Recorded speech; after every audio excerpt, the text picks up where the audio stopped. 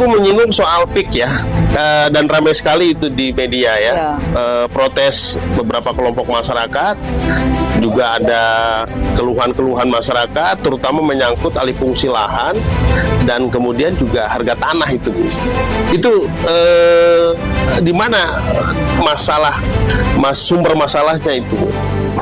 Ini kan kalau kita terkait masalah belanja, masalah PIK, ini kan kita juga artinya harus seimbang ya. Karena kadang isu yang berkembang masalah pembebasan tanah itu, banyak pihak-pihak juga yang punya kepentingan lain. Saya sih harapannya sih ini mudah-mudahan, kemarin sih kalau saya dengar harga tanah itu bervariatif. Enggak, saya pernah ke sana ya. Jadi harga tanah di sana itu, terutama PIK 2, itu yang menentukan bukan pemerintah, tapi PIK gitu. Assalamualaikum warahmatullahi wabarakatuh. Kembali jumpa bersama saya, Uten Sutendi, dalam Speak Up. Nah, kali ini saya kedatangan tamu, seorang wanita yang sangat penting di Banten, seorang senator, anggota DPD Republik Indonesia, Ibu Ade Yuliasi. Ya, terima kasih Pak Ute. Selamat sore Bu Ade. Assalamualaikum warahmatullahi wabarakatuh. Kita sering ngobrol ya di WA dan di grup ya. Tapi ketemu dekat sih, baru sekarang ini. Saya senang sekali nih. Ternyata cantik dan adem. Gimana Bu Ade, sibuk sekarang ya? Lagi musim politik nih. Kalau dibilang sibuk, dari dulu saya sibuk. Kalau saya diam itu saya sakit. Apa yang sekarang disibukin banget nih? Ya, kalau saya sih sekarang ini saya fokus menjadi tentunya ibu rumah tangga. Keduanya menjadi anggota DPD RI. Karena bagaimanapun setinggi apapun perempuan tidak boleh lepas dari kodratnya. Sebagai seorang istri, tetap sebagai seorang ibu. Menjadi seorang ibu dan seorang istri, sesibuk apapun itu. Sesibuk apapun itu. Wah, ini saya terikat dengan dulu Perdana Menteri Inggris ya. Margaret Thatcher. Margaret Thatcher tuh dalam sebuah buku biografinya dia menulis begini.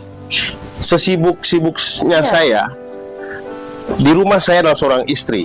Ketika suami saya meninggalkan suami untuk berapa hari pun, misalnya seminggu, maka saya sudah siapkan kopi 7 gelas dengan takaran gula yang sudah biasa, dan juga baju yang saya sudah siapkan untuk istri, untuk suami saya. Ibu seperti itu nggak? Saya sama. Luar biasa. Dan memang saya dari dulu kan saya kan tidak hanya saat ini jadi jadi dewan ya. Pada saat di provinsi 2 periode 10 tahun, anak saya masih kecil-kecil. Dan sebelum jadi dewan, waktu saya kuliah notaris di Semarang, harus meninggalkan anak yang kecil-kecil. Saya memanage lewat telepon ya, memanage sebelum berangkat. Ke pembantu tuh hari Senin makannya menunya ini, lauknya ini. Dan itu sudah saya siapkan. Jadi sampai saat ini sudah terbiasa. Jadi kalau mau pergi 1 minggu, ngungkep ayam dulu, bikin daging gepuk dulu. Itu kali ya yang membuat ibu tuh saya perhatikan di dalam perjalanan karirnya itu stabil ya. Anggota DPRD provinsi 2 periode. Di notaris juga naik terus ya. Alhamdulillah. Dan sekarang di DPD RI juga di beberapa ormas ya. Di beberapa ormas. Termasuk yang saya akrab dengan PUB ya. Persatuan Orang Banten sebagai bendahara. Oh, Ibu luar biasa. Di tengah kesibukannya masih bisa ngurus keluarga. Kalau saya tuh ini ya, Pak Uten ya. Saya itu dalam berbagai hal mengerjakan terus dengan hati. Jadi kalau dengan hati itu beda rasanya. Jadi saya kalau masuk organisasi, kalau menurut saya tidak akan kepegang, saya nggak akan mau. Karena saya orangnya terukur, saya orangnya komitmen. Kalau saya diberikan tugas, pasti saya kerjakan semaksimal mungkin. Makanya saya juga nggak tahu bakal jadi bendahara umum. Awal masuk kan saya wakilnya Pak Kimbai. Kimbai itu kan wakil ketua bidang organisasi. Nah, saya di bawahnya beliau karena saya binaan beliau. Kebetulan Kimbai juga teman ayah saya. Udah gitu, Kimbai naik jadi ketua Matal Anwar, ya kan? Ketua umum. Saya diangkat jadi wakil ketua bidang organisasi awalnya. Saya datang ke rumah Kimbai karena masa saya menggantikan orang tua saya, gitu kan? Saya datang. Kimbai, Ade kan anak bapak, masa ada yang menggantikan bapak? Iya. Rasanya nggak pantas kedudukan orang tua digantikan anak. Oh, Iya. nggak begitu. Kalau kaderisasi itu memang harus begitu, kata beliau kan. Jadi saya ya udah, Bismillah saya jalankan kalau memang itu perintah bapak. Itu persoalan di PUB ya. Tapi yang menarik kan yang sekarang Ibu sedang berada di puncak ini, puncak karir politik lah di DPD ya. DPD RI. Nah begini Bu, kalau kita lihat di negara demokrasi, di Amerika misalnya, seorang senator, DPD kan senator. Iya, betul. Itu perannya sangat penting banget. Iya. Bisa menentukan seorang menteri, bisa menentukan duta besar, dan kebijakan-kebijakan pemerintah juga bisa dipotong apa dikritisi dengan kuat. Nah, masyarakat di Indonesia ini banyak yang bertanya-tanya ke saya ya tentang DPD di Indonesia ini apa sih kerjaannya, Ya, kayak gitu. Betul. Memang agak berbeda senator di Indonesia dan di Amerika ini. Ya. Penguatan kita memang agak kurang di Indonesia. Ya. Karena dari struktur hukumnya ya. Karena kita di Indonesia itu DPD itu fungsinya hanya bisa seperti gini. Kalau DPR kan bisa mengetuk undang-undang, kita hanya bisa memberikan saran, mengusulkan, ya. Terus membuat legislasi hanya mengusulkan, menganggarkan, memberikan masukan untuk perimbangan keuangan daerah seperti itu. Sementara DPR RI bisa menganggarkan, kan gitu kan? Yang ketiga, kita juga tapi kita pengawasan bisa dilakukan dari pengawasannya ya, pengawasannya. Kayak saya di Komite 1 mengawasi tentang pemerintahan di antaranya TNI, Polri gitu kan, termasuk pemerintahan daerah, pertanahan. Nah, itu juga ada di banyak mitra kerja kita. Bermitra artinya saling ya, pengawasan dalam ini pengawasan untuk di eksekutifnya ya. Tapi tidak se-powerful DPR RI ya? Ya. Gitu ya. Nah, ini juga makanya inilah teman-teman kita juga kemarin pada saat orientasi itu dibahas. Termasuk saya sendiri pada saat diberikan orientasi itu saya memberikan pertanyaan. Saya, background saya seorang profesi notaris. Saya masuk ke DPD ini saya ingin ditempatkan di Komite 1 karena disitulah komite yang akan mendorong tentang daerah otonomi baru. Sementara kami di Banten sangat memerlukan itu, sehingga saya tertarik di sini untuk memperjuangkan daerah saya. Nah, tapi lagi-lagi saya bilang, jangan hanya kita bermitra, nanti endingnya bisa gol apa enggak. Nah ini kan karena kebijakan kita yang lemah gitu kan. Nah ini juga ya yang memang kita mudah-mudahan DPD RI yang baru dilantik ini 2024-2029 dan pemerintahan juga baru Pak Prabowo. Kan Pak Prabowo semangatnya kembali ke Undang-Undang Dasar 45. Luar biasa semangat. Nah, mudah-mudahan kembalinya ini semakin memperkuat DPD RI, amandemen undang-undang yang dimana kedudukan DPD RI bisa diperkuat, paling tidak bisa sejajar dengan DPR. Jadi itu yang Ibu fokuskan sekarang, pemekaran wilayah itu. Di antaranya, selain juga kita juga kan punya kewajiban tentang tata kelola pemerintahan di Banten. Kita juga tahu lah belum sebagus yang kita harapkan. Termasuk juga tentang pertanahan, masih banyak sengketa lahan. Belum lagi banyak banget ya. Belum lagi Banten yang masuk kawasan PIK 2 yang mana banyak masyarakat yang masih gaduh. Nah, orang sampai PIK 3 nanti rencananya. Nah, ini kemarin juga saya habis reses dengan para perwakilan tokoh masyarakat dari 3 wilayah yang kena PIK. Kabupaten Tangerang, Kabupaten Serang, sama Kota Serang kemarin. Nah, ini saya juga pengen dengar langsung dari mereka gitu. Nah, soal pemekaran di wilayah ya, itu kan isu pemekaran di Banten sudah cukup lama ya. Sudah lama. Ada banyak sekali di daerah wilayah Tangerang Raya saja ada beberapa tuh. Ada Tangerang Utara, ada Tangerang Tengah, ada Tangerang Barat. Belum lagi di wilayah selatan sana ya. Di Banten Selatan tuh ada Cilangkahan, ada Caringin. Nah, apa yang mau Ibu prioritaskan? Yang mana? Kalau saya lihat dari sejarah yang pertama kali mengusulkan dan sudah siap sepertinya Caringin dan Cilangkahan dan Caringin ya. Nah ini kalau Tangerang sini sih kan baru-baru saja kan. Kalau itu kan memang sudah tahun 2004. Cilangkahan udah lama sekali. Udah lama sekali.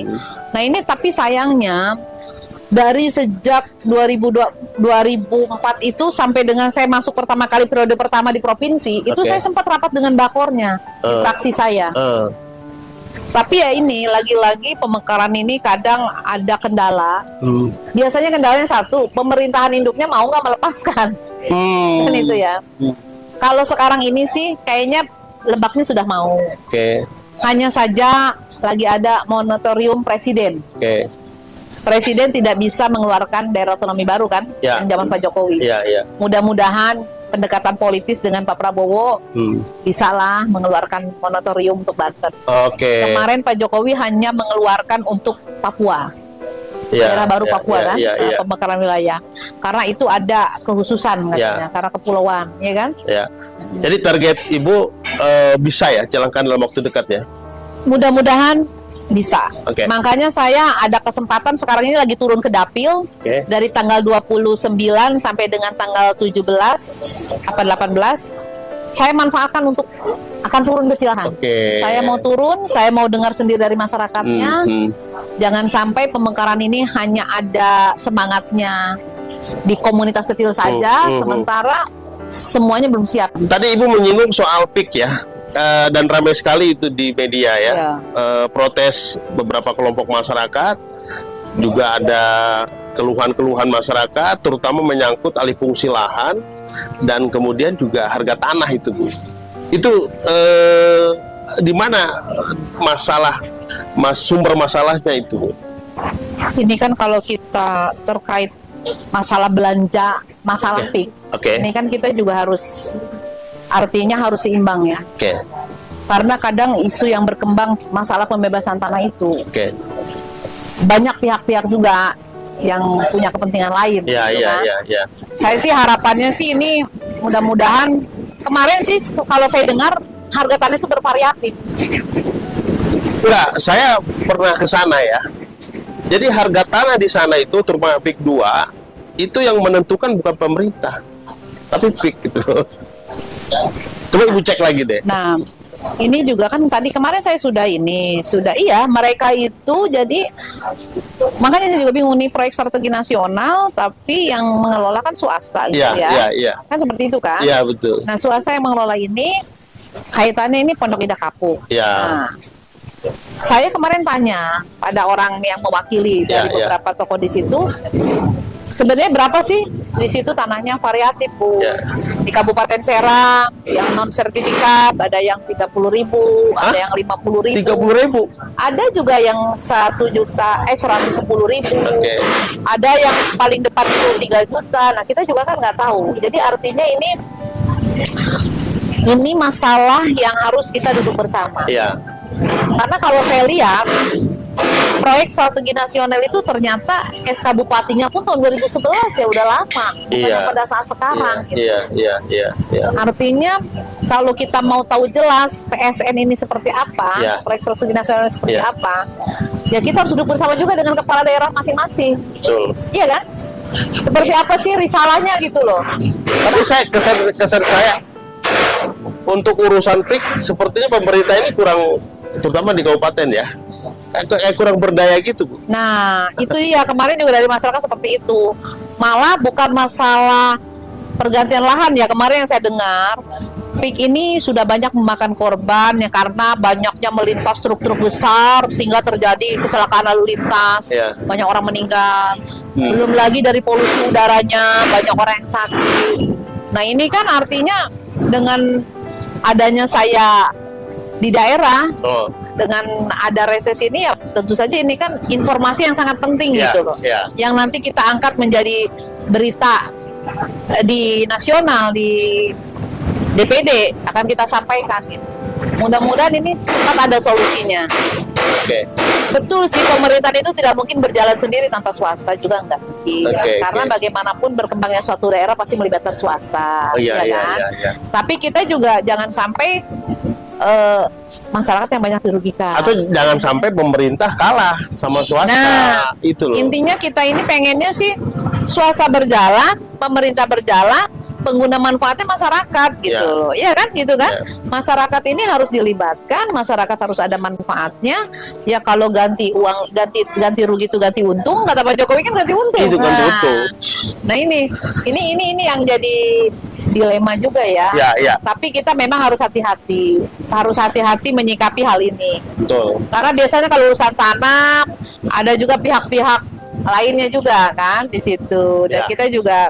Tapi panjang lebar lah kalau soal PIK, Bu, ya masalahnya bertumpuk tuh lapis itu. Bertumpuk. Dan ini juga karena kewenangan pemerintah pusat dan daerahnya juga. Sebenarnya saya harus duduk bersama dengan para pemangku kepentingan di tingkat kabupatennya dan provinsinya. Seperti apa perjanjiannya, seperti apa manfaatnya untuk yang dirasakan oleh masyarakat nantinya seperti apa, ya kan, seperti itu. Nah, gini, soal PIK saya sih panjang lebar ya, tapi yang penting itu sekarang gini, dalam waktu dekat kan akan ada pergantian kepemimpinan, pilgub, ada pilkada ya, dan Ibu sebagai tokoh wanita di Banten tentu melihat seperti apa sih yang layak, yang cocok tuh pemimpin ke depan ini di era baru sekarang ini, di era Pak Prabowo yang menurut saya sangat transparan, dan saya senang ada keberanian yang luar biasa, semangat baru gitu. Jangan sampai masalah-masalah tanah di PIK, masalah penyerobotan lahan itu terulang terus gitu. Ya tentu saja harapan saya kalau di pusatnya saja sudah semangatnya, bekerjanya sudah dengan hati, ya pasti di bawahnya kita harus tahu lah, kita harus pilih pemimpin yang nantinya juga bisa amanah, akuntabilitasnya, elektabilitasnya, artinya dia bisa bersinergi dengan pemerintah pusat, karena pasti harapan Pak Prabowo, program-program beliau yang baik dan bermanfaat untuk masyarakat tuh bisa dirasakan di. Tapi kalau pemerintah daerahnya, kepala daerah yang dipilih nantinya tidak sesuai harapan, tidak bisa menjalankan, apalagi misalkan masalah-masalah yang di Banten itu kan banyak banget. Masalah lahan, ya kan? Nah ini juga masalah kemiskinan, gizi buruk, segala macam. Nah ini kan suatu PR yang besar gitu. Pemetaan, permasalahan itu banyak. Kita tidak melihat di Tangsel mungkin kemiskinan yang banyak, tapi di daerah Banten Selatan, ya Kota Serang sendiri sebagai ibu kota provinsi dan harusnya menurut saya, punten ya potong dulu ya, harusnya kan dengan umur 24 tahun Banten ini menjadi provinsi baru itu kan isu-isu kemiskinan, isu-isu stunting kan menurut saya sih harusnya sudah tidak lagi dominan, tapi sampai sekarang kan masih sangat dominan itu. Menurut Ibu di mana penyebab Banten masih quote and quote tertinggal lah dibandingkan dengan daerah provinsi lain? Padahal kita punya potensi yang sangat besar sekali. Makanya saya juga sangat miris ya. Pada saat saya di DPRD provinsi pun melihat Banten waktu saat di Komisi 5, pengangguran, tidak hanya gizi, pengangguran aja kita tertinggi. Padahal satu sisi kita investasi paling banyak di Banten. Berarti ini ada kesalahan. Indeks pembangunan ekonomi tidak dibarengi dengan indeks pembangunan manusia. Jadi harusnya indeks pembangunan ekonominya berbarengan dengan indeks pembangunan manusianya. Sehingga nanti apa yang dibutuhkan pasar tuh kita bisa mengikuti gitu. Lah ini di Banten banyak pabrik, 14.000 pabrik lebih, tapi akhirnya masyarakat Banten jadi penonton karena SDM-nya yang dibutuhkan oleh pasar tenaga kerja tidak disiapkan oleh Banten. Ini yang harus, jadi dari mulai sekolah pendidikan harus language, tidak hanya sekolah SMK dibuka, padahal di Banten butuhnya welder misalkan, pengelasan, pariwisata. Tapi justru di Banten sendiri nggak ada sekolahnya. Nah ini kan yang menyebabkan jadi akhirnya Banten itu kenapa? Karena leadershipnya atau apa? Nah inilah, jadi artinya kita perlu kepala daerah yang berpikirnya ini berpikir untuk kepentingan orang banyak. Kalau yang kemarin-kemarin? Ya saya rasa mungkin ada plus minusnya lah. Semua orang pasti ada kelebihan, ada kekurangan. Tapi paling tidak manusia tuh harus mau diberikan masukan. Jangan jalan sendiri. Kalau yang kemarin jalan sendiri ya? Ya, kalau yang diurusin, kalau yang diurusin kan banyak kan, Iya. karena yang diurusin banyak kan. Iya. Kalau pemerintah memuaskan masyarakat, tentu saja paling pasti ada yang tidak puas, Iya. itu pasti. Iya. Tapi jangan lupa, kita itu ada amanat Undang-Undang Dasar 45 yang menjadi urusan wajib pemerintah. Iya. Iya. Pendidikan, kesehatan, Korupsi juga pekerjaan. masih banyak Bu di Banten. Betul, apalagi di Banten korupsi. Kadang saya malu kalau bilang korupsi itu ya. Waduh, jangan juaranya korupsi dong. Nah, kita berharap si pilkada berikutnya itu benar-benar clear ya. Ya, insya Allah. Saya sih berharap masyarakat sudah mulai membuka mata. Ya, ya. Membuka mata, menatap masa depan, belajar dari pengalaman. Tapi masalahnya kan politik ini kan menentukan betul siapa yang akan jadi pemimpin. Tapi persoalannya transaksional di Banten itu masih tinggi sekali, Bu. Nah ini yang Pak lagi-lagi, inilah tanggung jawab kita bersama. Merubah mindset masyarakat. Iya. Bagaimana mereka itu jadi pemilih yang cerdas. Iya. Bukan karena uang memilih orang itu, tapi ya karena memang orang itu kita anggap punya kualitas dan bisa memimpin, punya tanggung jawab, bekerjanya dengan hati, bukan dengan emosi. Kalau dengan emosi hatinya ya agak repot. Kita. Jadi perlu banyak disadarkan masyarakat ya. Supaya kita punya pemimpin yang relatif baru punya kesadaran menjadi pemimpin bukan jadi penguasa. Nah ini mungkin kaitannya dengan ini juga ya. Kayaknya menggerakkan nilai-nilai Pancasila ini perlu lagi dari mulai tingkat dasar. Dulu kan kita diajarin Pancasila itu sampai menghafal butir-butir Pancasila, bagaimana itu Undang-Undang Dasar 45 ya kan? Bagaimana implementasinya di masyarakat ini kayaknya harus digaungkan lagi. Makanya saya kemarin dapat pendidikan Mahanas. Saya juga bicara itu pada yang narasumbernya. Dengan gubernur yang baru. Iya. Gubernur saya langsung, orang Banten tuh, teman kita itu. Aceh. Foto dengan saya, dia tahu saya teh itu biasa. Kebetulan dia junior kita tuh di. Nah itu juga saya, apalagi sekarang orang Banten kan, saya akan minta program ke Pak Aceh. Kalau bisa Pak, Lemhanas ini diberikan untuk kepala desa, supaya penerapan nilai-nilai itu bisa diimplementasikan. Dan itu yang memang udah mulai hilang. Tidak diterapkan kan? Mengikisnya moral inilah yang menjadikan korupsi semakin banyak. Saya rasa saya bilang Pak, kalau saja Lemhanas ini bisa sampai ke tingkat bawah dan bisa membentuk karakter masyarakat bangsa Indonesia ini semakin baik, korupsi akan hilang dengan sendirinya. Tapi pejabatnya mau jadi gubernur Lemhanas 3 bulan, tapi tetap aja ujung-ujungnya. Artinya jadi tergantung hatinya berarti. Termasuk kan? Kepala desa juga Lemhanas tuh. Iya, makanya saya bilang tadi kepala desa. Makanya nilai-nilai seperti itu, seperti menurut saya sih Lemhanas walaupun singkat, mungkin dari mulai tingkat SMP harus ada tuh gitu ya. SMA berjenjang lah, apalagi kuliah kan, yang nantinya siap bekerja dengan masyarakat. Artinya supaya banyak orang pandai, tapi kan pandai juga beda. Tapi moral ya. Moral itu paling penting. Saya itu kan perempuan amfibi kemarin. Kaki saya satu di politisi, kaki saya satu di praktisi. Saya kan sambil bukan notaris kemarin pas kampanye-kampanye. Dan belum lagi saya sebagai ibu rumah tangga. Tapi memang beda pemikiran perempuan dengan laki-laki. Kalau laki-laki itu, kalau satu mengerjakan cukup itu aja. Kalau perempuan itu masih bisa disambi kan? Gendong anak sambil masih masak, iya kan? Bekerja di kantor. Maksudnya perempuan lebih sakti. Saya tidak bilang sakti, tapi masih bisa berbagi pikiran, masih bisa berbagi tenaga. Kiatnya, yang jelas kita itu kalau pengen selalu sehat, kita banyak silaturahmi. Silaturahmi itu kan panjang umur. Selain kita mengembangkan kapital sosial kita kan dengan masyarakat, kita kan makhluk sosial, saling ketergantungan. Dan saya selalu menganggap orang itu sama.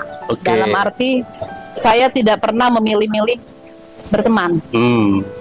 Teman saya dari SMP sampai sekarang masih berteman. Teman SD masih berteman. Jadi memang kalau kita menjadi orang politik itu jangan membuat kelas dalam pergaulan. Semua sama di hadapan kita, ya kan?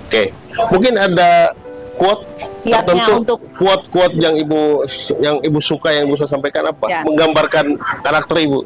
Kalau quote saya sih,